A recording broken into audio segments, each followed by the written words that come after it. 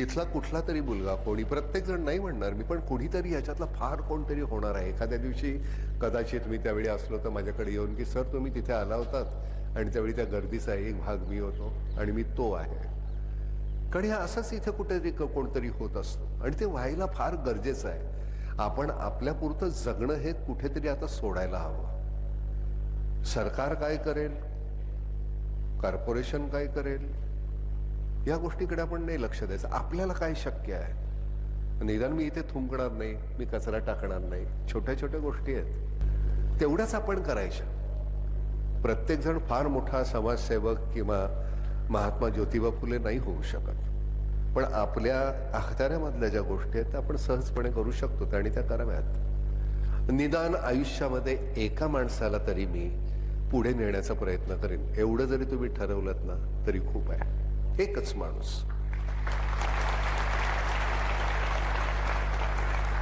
या दंगली होतात, सगळं होतात, त्यामुळे अजून एक, निदान एका माणसाला तरी वाचवेन हे मनामध्ये म्हणा, म्हणजे कोणाला मारण्याचा प्रश्नच येत नाही. जात पात धर्म या गोष्टीवर माझा कधीच विश्वास नाही, मी कधीच ठेवला नाही. मला तुम्हाला माहिती असेल की नाही मला माहित नाही, माझी जात माहिती आहे का कोणाला? मी कलावंत आहे, मला जात नसते.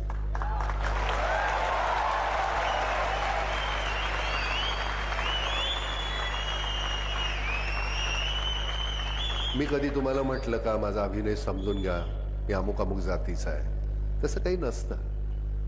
सगळं तुमच्या ठाई प्रत्येकाजवळ काहीतरी निखळ आहे, खूप छान आहे, आणि ते निखळ आहे ते मांडायला शिका, द्यायला शिका.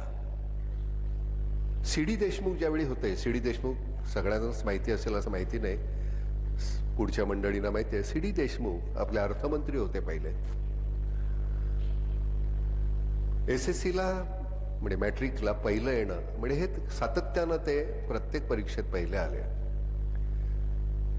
परीक्षेचा रिझल्ट होता त्यावेळी ते सकाळी अतिशय अस्वस्थ होते, लवकर उठले खूप आणि निघाले. आईने विचारलं की काय रे बाबा, चिंतामणी आज विश्वास वाटत नाही का पहिला येणार हा? तो म्हणला नाही आई, दुसरा कोण आलाय ते बघायचंय मला. ह्याला आत्मविश्वास म्हणतात. मला बोलताना सुद्धा असं होतं, दुसरा कोण आलाय ते मला पाहायचंय, पहिला मीच. ही इतकी वृत्ती, इतकं स्वतःबद्दलचा आत्मविश्वास. म्हणजे ज्यावेळी नेहरूंचं आणि त्यांचं पटलं नाही, त्या माणसानी आपला राजीनामा त्यांच्या हातात दिला, इथून निघाले, हैदराबादला जाऊन स्थायिक झाले. ते शेवटचं सगळं उर्वरित आयुष्य त्यांनी हैदराबादला घालवलं. कुठल्याही गोष्टीची अपेक्षा नाही. एक कुठेतरी रेल्वेचा ऍक्सिडेंट होतो आणि लालबहादूर शास्त्री राजीनामा देतात. ही एक भूमिका होती, मला द्यायचंय, समर्पण होतं, माझं आयुष्य यापुढे तुमचं आहे, मी तुमच्यासाठी झटणार आहे, तुम्हाला देणार आहे सगळं. आता तुम्ही राजकारण्यांच्या बाबतीत बघताय कसे आहेत, काय पद्धतीनं जगतात. मला काल विचारलं की तुमचं काय म्हणणं आहे, फेरीवाल्यांना असं रस्त्यावरनं हुसकावून लावणं बरोबर आहे का, मारणं बरोबर आहे का? माझं एकच म्हणणं आहे की सगळ्यांना जगण्याचा अधिकार आहे, एन्क्रोचमेंट नसावी वगैरे सगळं मला मान्य आहे. माझी एक साधी वृत्ती अशी, मी आज जर काम करत असेल, माझ्या 2 वेळेच्या माझ्या त्या भाकरीसाठी मी जर काम करत असेल आणि ते काम मला नसेल तर मी काय करेन? तुम्ही खात असाल तर तुमच्या हातातलं हिसकावून घेईन. त्यामुळे मला काम करू द्या. माझं जर काही ते चुकीचं असेल, मला तुम्ही तो इतकी वर्ष का नाही तुमच्या कॉर्पोरेशननी ते डिमार्केशन केलेली? फेरीवाल्यांची काही चूक नाही आहे, चूक तुमची आमची आहे. आपण कॉर्पोरेशनला विचारलं का नाही? हे आपण आपल्यामध्ये इतके मशगूल असतो, मी मी मी मी आणि मी. नेहमी म्हणतो की आपण काय केलेलं आहे की आपण एक कबरी बांधलेलं आहे स्वतःसाठी. 500 स्क्वेअर फीट, 1000 स्क्वेअर फीट, 2000, 5000. श्रीमंत माणसांच्या कबरी जास्त मोठ्या. स्क्वेअर फूटमध्ये आपण राहतो, आपल्याला ते आनंदच माहिती नाही आहेत. मी आत्ता बोलत असताना सरांशी की गावाला गेल्यानंतर अंगणामध्ये नुसती सतरंजी आणि आभाळ बघत असं झोपलेलं. तुम्हाला आभाळ माहिती आहे का? निदान आज इथं आला तुम्हाला एवढं आभाळ दिसतं, पण आपल्याला एवढंच आभाळ दिसतं रे. आभाळ फार मोठं आहे याच्यापेक्षा. प्रत्येकाच्या वाट्याला इथं काय तुमच्या खिडकी एवढं आभाळ आलेलं आहे. कुठले पक्षी तुम्हाला तिथं पाहायला मिळणार? विहरायचं असतं असं मोठं, उंचावर उडायचं असतं असं म्हणतात का? कुठे माहितीये तुम्हाला काय उंच दिसतं इथे? काहीच बात नाही. सतत आपण आपल्या ह्याच्यामध्ये, म्हणजे मला एकदा ते वाचत असताना इतकं भरून आलं. खूप मोठा पाऊस आल्यानंतर ही छोटी छोटी पाखरं ती वळसडीला बसतात, पण गरुड मात्र त्या ढगांच्या वर जाऊन विहरत असतो. त्याला पावसाचा त्रास होत नाही. त्या ढगाच्या पुढे जाऊन वर जाऊन तुम्ही विहरायला शिकायला पाहिजे. हे मी कुठेतरी वाचलेलं आहे, माझं नाही आहे. ज्याची त्याची पोच त्याला मिळावी. पण हे कुठेतरी वाचल्यानंतर मला असं नेहमीच वाटतं की मी असा कुठेतरी ढगांच्या वर, कदाचित नसेल, मी आधीच मी वळचणीला असेल, पण ती वृत्ती असायला पाहिजे. ते करावंसं वाटणं फार गरजेचं आहे. इथून तुम्ही नेमकी फॅकल्टी, मी मगाशी सरांना, मी फार अतिशय इग्नरंट माणूस आहे. I am absolutely ignorant. It's not possible for me to express myself in English. I don't have that vocabulary and fluency, so please pardon my ignorance. Okay? हे मी एवढं पाठ करून आलेलो आहे, त्यामुळे याच्यापेक्षा मी काही जास्त बोलणार नाही.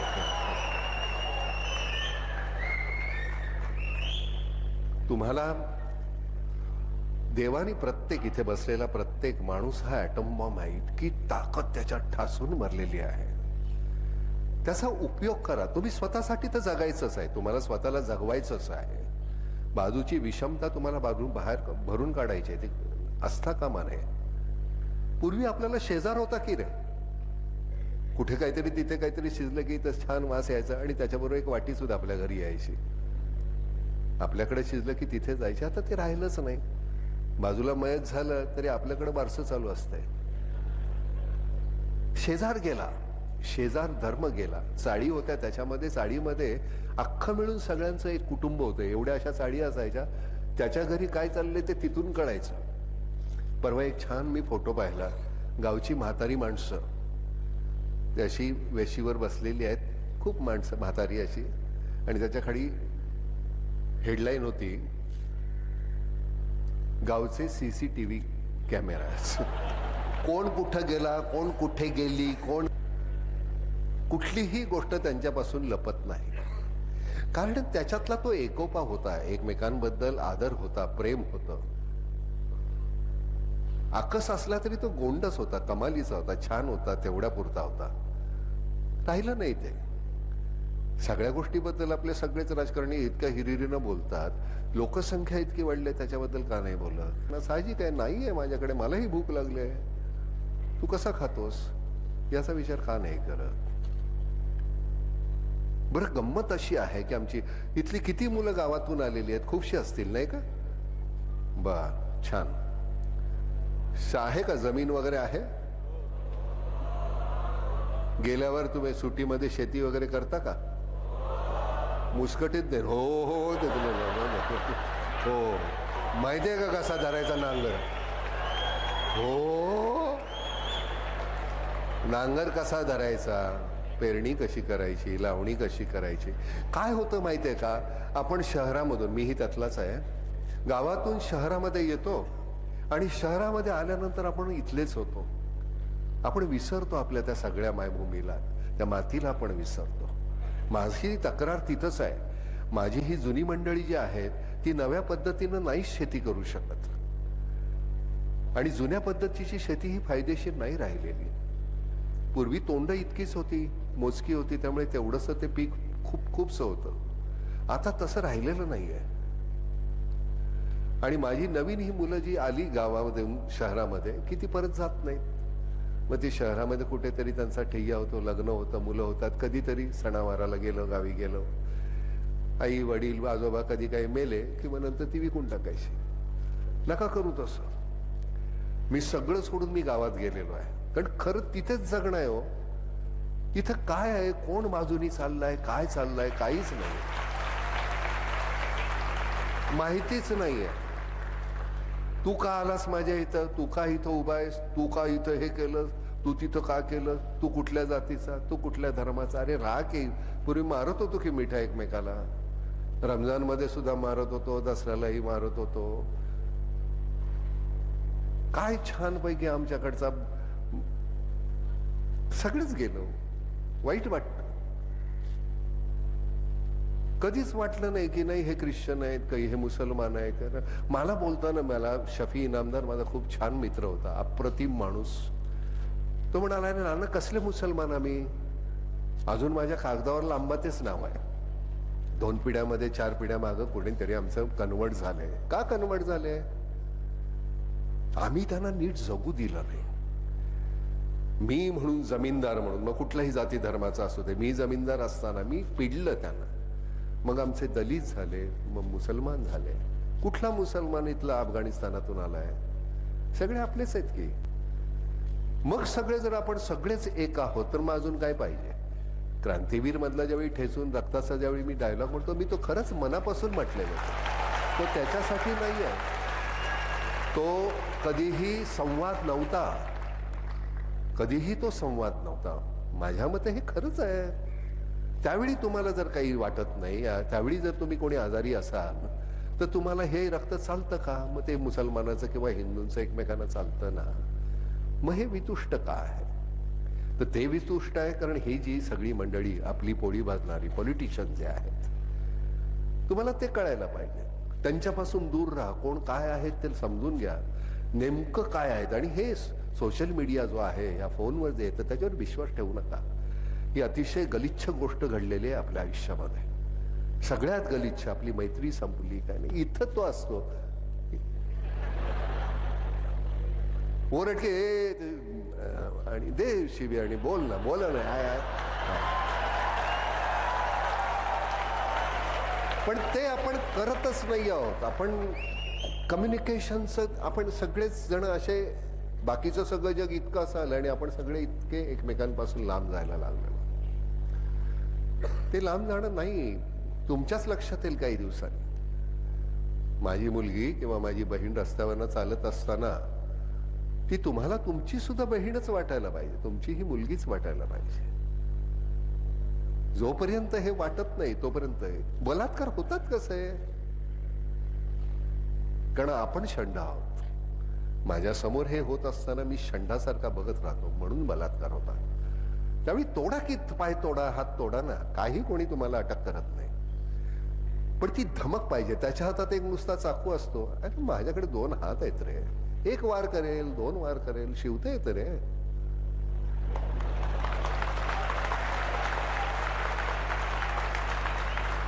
ज्यावेळी तुम्ही तिथे गप्प राहता त्यावेळी एक वेळ मरता.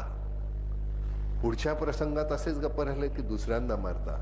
आणि मग नुसतं आयुष्यभर खरे मरण येईपर्यंत मढ असतं आपलं. ते मढ नाही होऊ द्यायचं. आपण जगत राहा, जगा.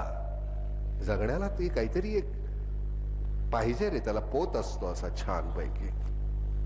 ते जगणं आहे. ते नसेल तर काय मजा आहे ह्या. इथून शिकून बाहेर जात असताना एक डिग्री मिळते, त्याच्यावर तुम्हाला नोकरी मिळते, पगार मिळतो. सकाळी निघता, संध्याकाळी जाता, झोपता, पुन्हा उठता, जाता. एक दिवस मरून जातो आपण. जगणं कधी? मग त्याच्यासाठी जगायला वेळ काढा. हे मी करणारच आहे. ते जगण्यासाठी मला रोजचं जे आहे त्याच्यासाठी मला हे करावं लागणार आहे. पण मग मला खरं जे जगायचंय म्हणजे नेमकं काय, ती जगण्याची तुमची व्याख्या तुम्ही ठरवा. कृष्णाची गीता आपल्याला सगळ्यांना अवेलेबल आहे, पण तुमची गीता स्वतः लिहा. तुमचं मोरपंख तुम्ही शोधा. आणि हे शक्य आहे बरं का, याच्यामध्ये काही नाही. मी नेहमीच म्हणायचो की आता इथून काहीतरी केस कापतात अर्धे, इथंच काहीतरी ठेवतात ते कोंबड्यासारखे. मी म्हटलं आपण काम छान केलं तर आपल्याकडे लोक बघायला लागली तर छान आहे. उगाच असं काहीतरी केलं नाही बघायचं लोकांनी. चांगलं काम केलं म्हणून तुमच्या मागं लोक येतील, किंवा रस्त्यातून नागवे गेलात तरी सुद्धा येतील. कशामुळे यायला पाहिजे तुम्ही ठरवा. आपण कुठल्या कारणाने आपल्या मागे लोक आहेत. आयुष्य सोपं आहे, आपण ते कठीण करून ठेवतोय.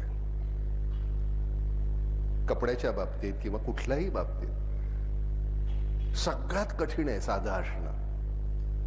सगळ्यात कठीण सिनेमामध्ये सुद्धा अतिशय स्वाभाविकपणे खूप छानपैकी डायलॉग आले गेले असो ना, आपण खूप सोपं आहे. जितकं सहज तुम्ही वावरत असताना त्याचा जो परिणाम तुम्ही देता लोकांना, तो फार महत्वाचा आहे. सहज, इतकं सहज स्वाभाविक असतो. मी ज्यावेळी तुला मिठी मारतो त्यावेळी ती इथून पोचली पाहिजे रे. किती छान ते मला अतिशय आवडलेलं चित्र होतं मुन्नाभाई MBBS. त्याच्यातलं खरंच आहे, मनापासून मिठी मारा रे, पोचतं सगळं.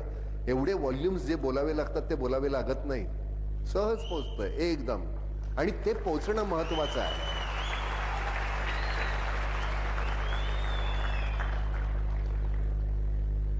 ईर्ष्या कधीच म्हणजे तुमच्यामध्ये स्पर्धा निश्चित असावी. ईर्ष्या नको रे. जर दुसरा कोणीतरी पहिला येत असेल, कारण माझी जर ताकद 70% आहे तर 90%चा दुश्वास करून काही फायदा नाही. ते 20% मी मिळवणार कसे? तर मी अभ्यास करायचा आणि मी 1%, 2% रोज मला सारवायचं असतं. मी मग एक दिवस कुठेतरी 20च्याच ठिकाणी मी 21 होईल, त्यावेळी तो आपोआप हारला जातो. पण माझं माझ्याशीच द्वंद्व असायला पाहिजे. परवा मी शूटिंग करत असताना इथे कुठेतरी मला असा हार देतात. मग इथे तो माईक होता, मग मी इथे येतो, ती तलवार इथे ठेवतो आणि मी बोलायला सुरुवात करतो. आणि बोलायला सुरुवात केल्यानंतर इथे शॉट संपला होता, त्याच्यानंतर दुसरा क्लोजअप घेणार होते. तर त्यांनी काही कट बोलला नाही डायरेक्टर, त्यामुळे मी आपलं बोलत राहिलो. आणि बरोबर 1.25 फुल स्केप अतिशय बारीक अक्षरात लिहिलेलं असं ते डायलॉग होते आणि माझे ते संपले. मग टाळ्या वगैरे वाजवल्या. म्हटलं अरे गाढवा, तू सांगायचं ना कट, मला इथपर्यंत शॉट सांगितला होता. तर म्हटले नाही, तुम्ही बोलत होता आणि ते इतकं छान वाटत होतं, मला कट म्हणावं असं नाही वाटलं. पण मी त्याच्या कटची नाही वाट पाहिली. कटची वाट नाही पाहिली कारण मी माझ्या बाजूने तयार होतो. पण तयार होतो म्हणजे हे सगळं स्वाभाविक. आताच मी बोलतोय ते मी पाठ केलेलं नाही. मला इथून माझी फजिती झाली तरी चालेल, कारण ही सगळीच माझी मंडळी आहे, त्यांच्यासमोर फजिती झाली तर काय हरकत आहे. पण सिनेमामध्ये बोलत असताना तुम्हाला ते तिथलंच काटेकोरपणे बोलायला पाहिजे. पण ते बोललेलं ज्यावेळी मी कॅमेरासमोर बोलतो त्यावेळी ते इतकं स्वाभाविक वाटलं पाहिजे की जसं काही मला आता सुचतंय. आणि त्याला आपण अभिनय म्हणायचा. अभिनय हा काही वेगळा नसतो. तुम्ही त्या क्षणाला त्या भूमिकेमध्ये शिरायचं. परकाया प्रवेश जो आपण म्हणतो तो होतो, सहज होतो. मला काहीतरी त्याच्यासाठी वेडवाकडं काहीतरी नाक लावायला पाहिजे, अमुक करायला पाहिजे, काही नाही.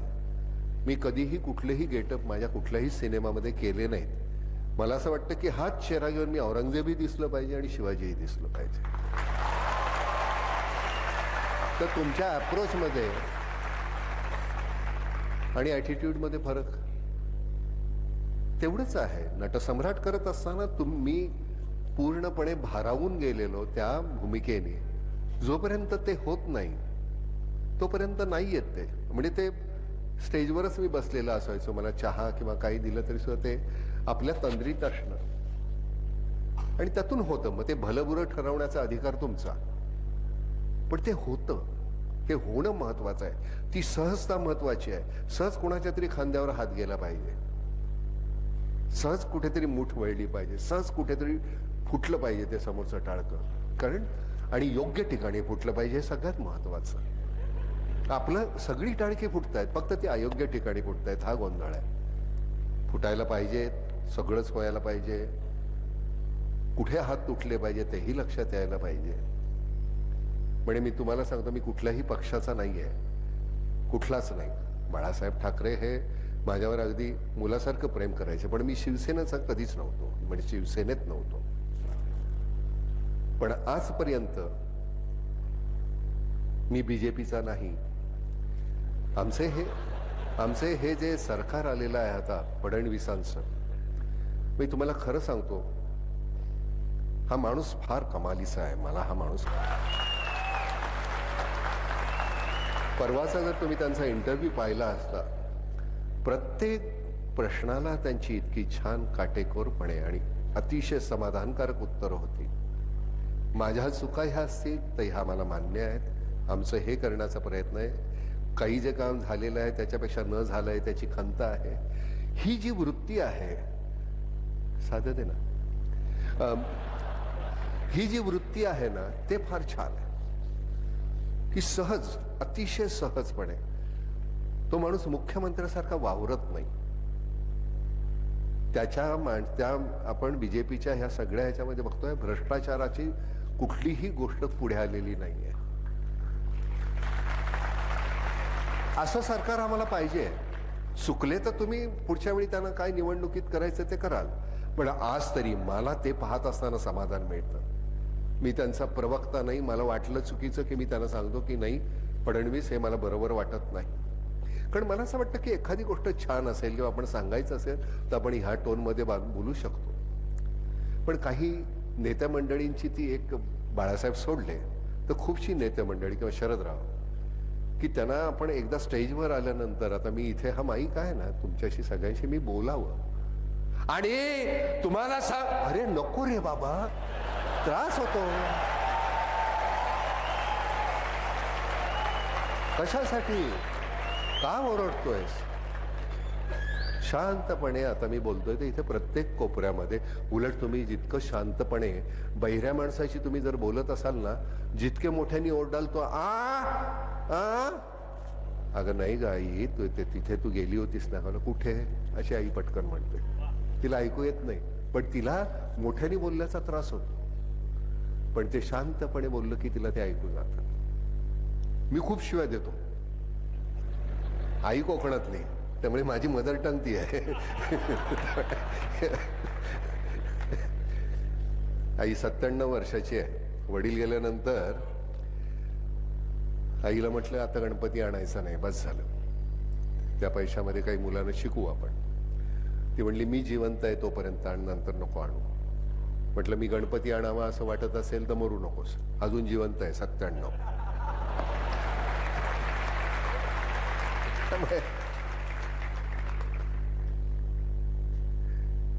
गावातली मंडळी आपली, कोकणातला मी, हे सावंत पण कोकणातलेच आहे. गावात नवीन गाडी घेतली आणि मी गावी गेलो होतो. काय ना सेकंड हँड काय, बरं नवीन गाडी दिसते साऱ्या. बरं पहिले कुठलीही गोष्ट बोलण्याच्या अगोदर पहिले एक शिवी द्यायची आणि मग नाना म्हणायचं अरे नवी.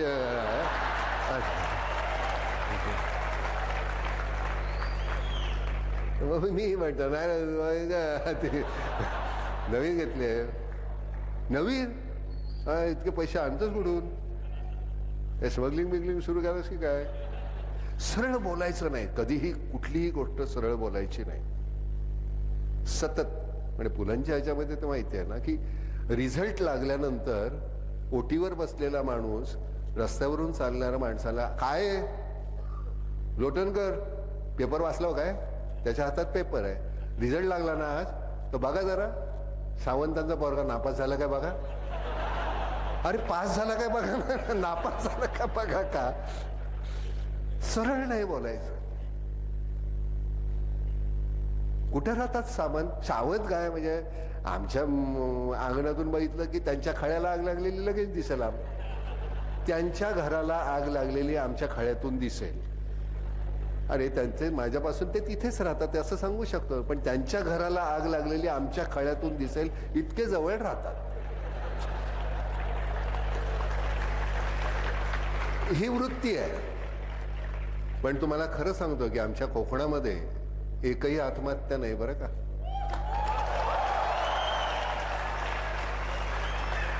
शेतकऱ्याची एकही आत्महत्या कोकणात नाही. मी तुझं घेणार नाही, मी तुला देणार नाही, ही आमची वृत्ती. आमच्याकडे 3 पद्धतीचे पंच असतात, त्यांची नावं नाही मला नेमकी सांगता येणार. एक पंचा, एक पंचा आणि एक पंचा, असं 3. तर सगळ्यात छोटा पंच आहे एवढासा असतो. आम्ही तेवढे नेसू, उगाच कोणाला दाखवायला आम्ही काही करणार नाही, गाव जेवण घालणार नाही, आम्ही हुंडा देणार नाही, पाहिजे तर घे नाही त्याच्यात चुलीत. ही जी वृत्ती आहे त्याच्यात समाधानी. त्यामुळे कोकणामध्ये कधीच नाही, आमच्या देशावरचं किंवा मराठवाड्यातला हा एक तिथे एक मोठा हे आहे. बरं, तिथली मुलं पुन्हा गंमत अशी आहे, राजकारणी लोक ही मुलांना तिथे तुमच्या तालुक्याच्या ठिकाणी सगळी मुलं जाणार, तिथे गेल्यानंतर तो सगळं जेवण खाण त्यांची दारू वगैरे तो करणार जोपर्यंत तो त्या पदावर आहे तोपर्यंत. एकदा त्याचं ते पद संपलं, यांना तर चट लागलेली असते, यांना ती सुरुवात झालेली असते. त्यामुळे तो गेल्यानंतर मग आता काय करायचं, मग जमिनीचा एवढा तुकडा विक, मग एवढा तुकडा विक.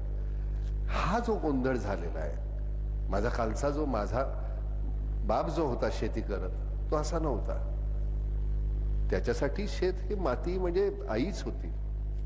पण नवीन पिढीचं आमचं थोडंसं कुठेतरी फिसकटलंय, ते पुन्हा ताब्यात यायला पाहिजे. परवा फार छान, खूप दिवसांनी जरा नॉस्टॅल्जिया होता. माधुरीच्या हातातून बक्षीस मिळालं मला फिल्म फेअरचं. आम्ही तरुण होतो रे, असं काय करतात.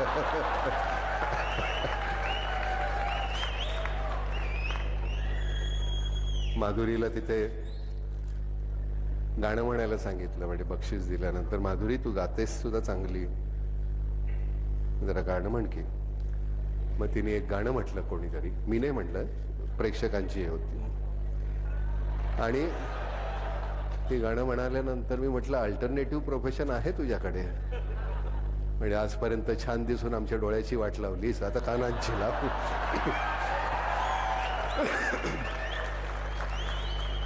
यापुढं कानाची लाव म्हटलं आता. पण छान करायची काम नाही.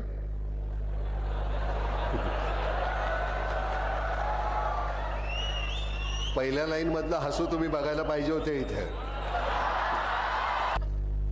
वजूद चित्रपट करत असताना त्याच्यावर तो संवाद जो आहे की एकतर्फी तिच्यावर प्रेम करणारा मी आणि ती नसताना तिच्याबद्दल काय वाटतं हे असं स्टेजवर तो बोलत असतो. कैसे बताऊं मैं तुम्हें मेरे लिए तुम कौन हो.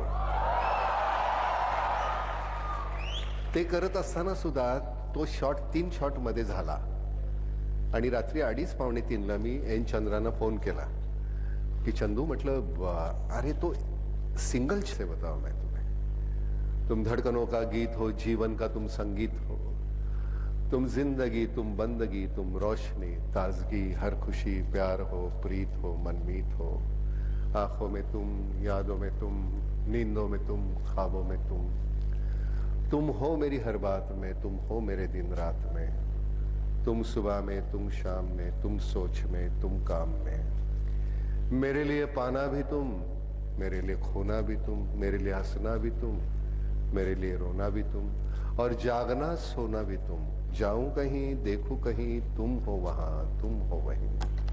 कैसे बताऊं मैं तुम्हें, तुम बिन तो मैं कुछ भी नहीं, कैसे बताऊं मैं तुम्हें, मेरे लिए तुम कौन हो.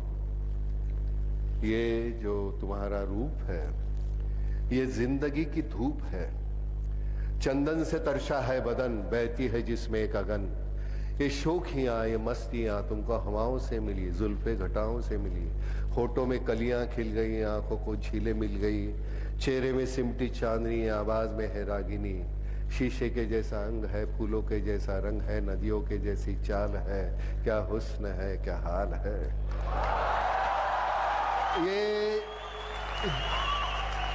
ये जिस्म की रंगीनियां जैसे हजारों तितलियां, बाहों की ये गोलाइयां, चल में ये परछाइयां, ये नगरियां हैं ख्वाब की, कैसे बताऊं मैं तुम्हें, हालत दिले बेताब की, कैसे बताऊं मैं तुम्हें, मेरे लिए तुम कौन हो, कैसे बताऊं मैं तुम्हें, मेरे लिए धर्म हो, ईमान हो, तुम्ही इबादत हो मेरी, तुम्ही तो चाहत हो मेरी, तुम्ही मेरा अरमान हो, तकता हूं मैं हर पल जिसे, तुम्ही तो वो तस्वीर हो, तुम्ही मेरी तकदीर हो, तुम्ही सितारा हो मेरा, तुम्ही नजारा हो मेरा, यूं ध्यान में मेरे हो तुम, जैसे मुझे घेरे हो तुम, पूरब में तुम, पश्चिम में तुम, उत्तर में तुम, दक्षिण में तुम, सारे मेरे जीवन में तुम, हर पल में तुम, हर छिन में तुम, मेरे लिए रास्ता भी तुम, मेरे लिए मंजिल भी तुम, मेरे लिए सागर भी तुम, मेरे लिए साहिल भी तुम, मैं देखता बस तुमको हूं, मैं सोचता बस तुमको हूं, मैं जानता बस तुमको हूं, मैं मानता बस तुमको हूं, तुम ही मेरी पहचान हो, कैसे बताऊं मैं तुम्हें, देवी हो तुम मेरे लिए भगवान हो,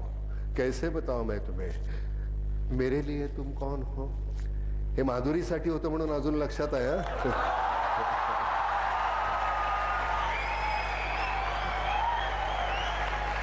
हे मी पूर्वी एकदा माधुरीला म्हणजे बोललो होतो की म्हटलं बघ नाना तुझ्यासाठी इकडे तिकडे झाडाच्या मागे गाणं म्हणत फिरला आणि तू नानाच्या बाजूचा नच्या बाजूचा काना डोक्यावर घेऊन नेने बरोबर गेलीस, नाना बसलाय तो म्हणून. तुमचे सहकलाकार हे फार छान असे स्मिता बरोबर काम करत असताना पाटील की ते छान पाहिजेत की म्हणजे तुम्ही कालची मॅच बघितली की ते दोघं जण खेळत असताना इकडनं तुमचा शर्मा आणि तिकडनं शिखर 50% तुमची जबाबदारी संपते ना दोघं छान खेळत असले की.